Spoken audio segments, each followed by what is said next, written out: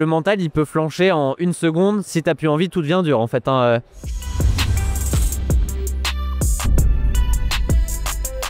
J'ai peur que ça soit trop dur, j'ai peur de lâcher mentalement. Ça c'est.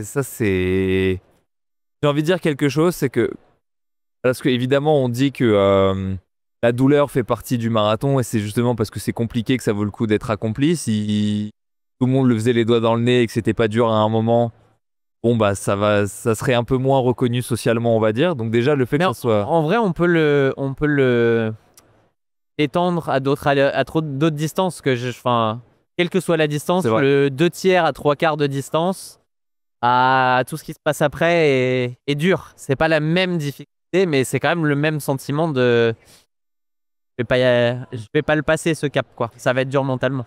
Ce que je voulais amener, c'était de dire qu'il y a le bon et le mauvais côté de la douleur. Et si on fait un record personnel, si on s'approche de ses limites maximales, on a toujours mal. À la fin, ça fait toujours mal. Mais il y a des fois où on prend on est hyper content, on arrive à repousser à travers la douleur, et en fait, au final, les sensations sont pas si mauvaises. Et puis il y en a d'autres où en fait, ça devient juste pénible et pas comment. J'arrive toujours pas à mettre de mots un petit peu sur ça. Mais ce que je veux dire, c'est que une course qui se passe bien, c'est pas forcément là où on a le plus mal. Ouais. On a mal, mais on le ressent pas comme une douleur infranchissable. Donc en fait, si ça se passe bien, la douleur devrait pas vous faire peur. Mais c'est juste le côté ça se passe bien, je suis dans ce que j'avais prévu, et le côté positif, enfin le côté positif qu'on garde en fait, nous fait ressentir ça de manière plus simple. Mais en réalité, c'est juste un ressenti. Si on n'est plus dans les chronos, bah d'un côté, on n'a plus si vraiment tu vises un chrono, tu vises quelque chose, t'es plus dedans, bah tout devient naturellement plus dur parce qu'en fait, t'as plus ce côté, j'étais en train d'accomplir quelque chose, donc je lâche. Et en fait, le mental, il n'y a pas de. Enfin, il n'y a pas de règle en fait. Là-haut, tout est contextuel. En fait, c'est en fonction de comment on se sent sur le moment, qu'est-ce qu'on vise. Le mental, il peut flancher en une seconde. Si on décide que d'un coup, j'ai plus envie, bah si t'as plus envie, tout devient dur en fait, hein. Je prends souvent cet exemple, c'est un parallèle, mais des semaines de récup, quand t'as une séance de fractionné dessus, et tu t'es dit ça va être facile, bah des fois c'est les séances les plus dures, juste parce que t'as décidé que ça serait facile, comme il n'y a rien de facile en réalité. Enfin, sinon, juste sortir courir en soi, ça peut être dur si t'es pas décidé à y aller. Donc le mental, il faut réussir à se convaincre dans ce moment que c'est pas dur.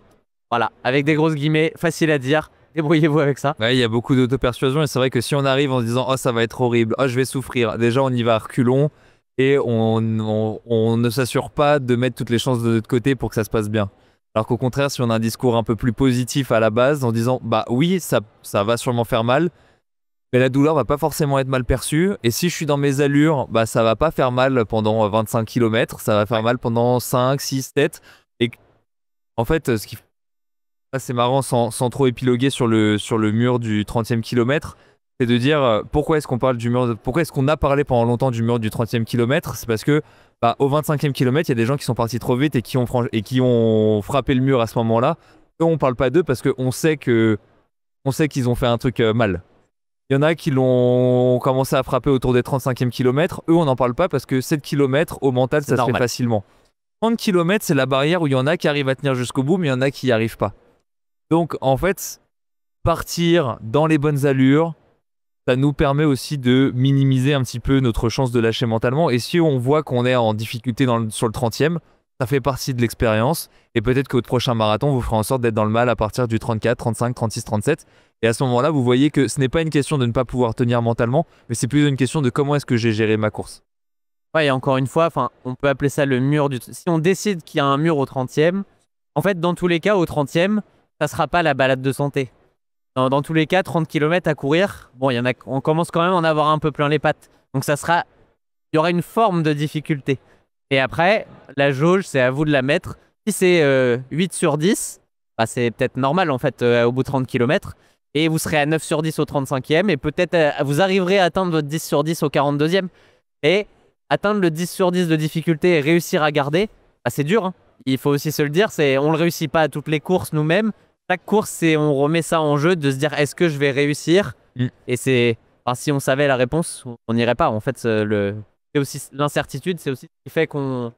Et puis on peut dire que même pour un même individu, pour nous, ça arrive, on arrive à pousser à travers la douleur comme des zinzins, et puis il y a des jours où on n'y arrive pas. De la même manière, ok, il y a un truc aussi qu'on peut dire, c'est que vous avez vécu tellement d'entraînements difficiles à l'entraînement, de fractionnés qui sont mal passés mais vous avez réussi jusqu'au bout, de sorties longues où vous en aviez marre et vous êtes quand même réussi à terminer.